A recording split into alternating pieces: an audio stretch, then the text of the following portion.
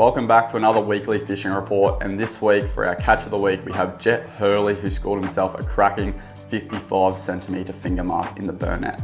So well done, mate. That is a very rare fish for our area, so you should be absolutely stoked. Well, on the offshore front, the coral reef finfish closure did not stop us getting offshore on Sunday because it had finished. We actually had some 8 to 12 knot easterlies, which meant it was a little lumpy in the morning, but it definitely got a lot better as the day went on. So plenty of people did send it out far and wide.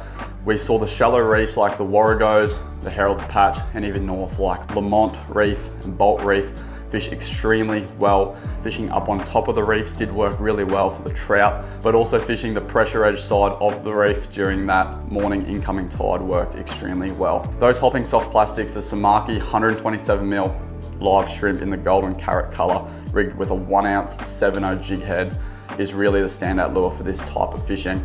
Now, if you're into bait fishing, whole pilchards on a set of gang hooks or even mullet fillet or whole squid worked extremely well. Just the gang hooks helps keep your bait extremely natural in that water column, and it definitely seems to limit the amount of smaller fish you catch, and you definitely get the better quality fish using gang hooks out on the reef. Now, even though we had bigger tides, the deep stuff around that 38 to 45 meters, just fishing the flats, fishing the fern country, still fished extremely well for big reds. The big reds were definitely chewing over the weekend. Now, fresh slabs of hussar fillet was definitely the go-to bait. Strips of mullet fillet or whole squid and whole cuttlefish also worked extremely well. These big reds were definitely out and about on the weekend. Just finding isolated patches of ground worked extremely well. Now, into the creeks. Our rivers and creeks are in absolute top shape at the moment. They are fishing extremely well. In the burnout, we are seeing some really good numbers of grunter and big bream caught around the rock walls. And of course, with this, you get plenty of cod as bycatch, and we're actually seeing plenty around that 40 to 45 centimetre mark at the moment, which is really good sign for things to come. Now, be prepared. This time of year, you will often run into some nice sized mangrove jack along those rock walls, so maybe up your leader size slightly. If you are targeting these mangrove jack, fishing the rock walls with live bait has been working extremely well. You can also fish up around the bridges and Toffs rocks for these fish this time of year. The clan has also continued to fish extremely well for these mangrove jack. Like I said last week, fishing big structure has been key. So big laydowns or any of the rock bars in the river with live bait has been getting the bigger, the better quality fish. If you are chasing numbers and you're into lure fishing, skip casting, soft plastics has also got plenty of numbers on board. You just need to cover ground. You need to fish anything and everything. Absolutely any bit of structure can hold a jack. It is never too shallow for these fish. So just make sure you're constantly casting and working a nice bank, working a very good amount of area to find these fish. Towards the mouth of the river on the sand flats, there has been some great sized whiting in the clan during that incoming tide. With that new moon, that bigger incoming tide has definitely got these fish on the chew. And obviously with these fish, we do see good numbers of brim and some really nice sized flathead around the flats there in that clearer water during that incoming tide.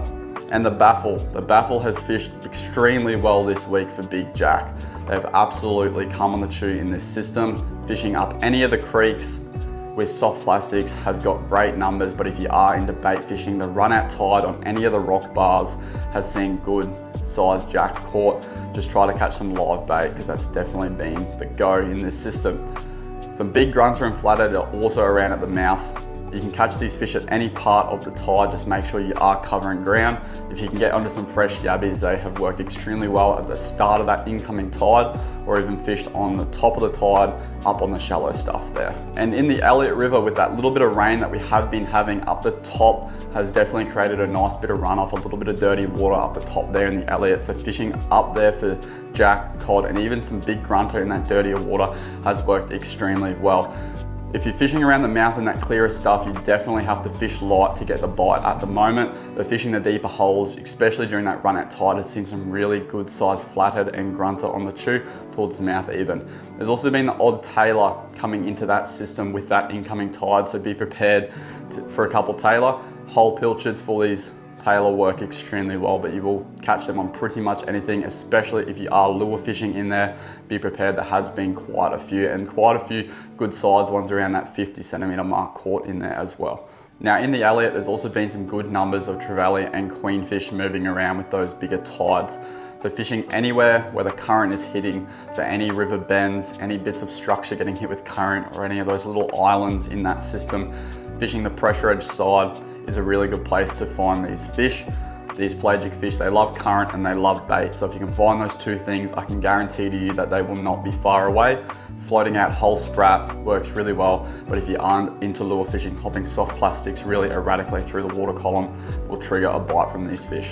And with all of our local systems fishing really well for mangrove jack at the moment, it is a great time to try to get into some lure fishing.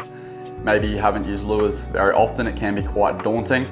And I've been using lately the My Lure box, the new jack burners from Johnny Costello. The good thing about these lures is you get two fully pre-rigged, and they do actually come with a rear stinger that the majority of your fish will actually be on that rear stinger. So it is a really good concept, great hookup rates and very foolproof. They're perfectly weighted, they're fully rigged. So if you do want to get into some lure fishing, they are a very good plastic to use. Obviously you will catch a lot of other fish on them as well, but they are particularly designed for mangrove jack and they absolutely work. So it is a great time to fish all of our systems. We've got big grunter, flathead, whiting on the tube, but also our summer species are firing. So that's it for another fishing report. We'll catch you next week. Hopefully you can get out there and get into some really good fish.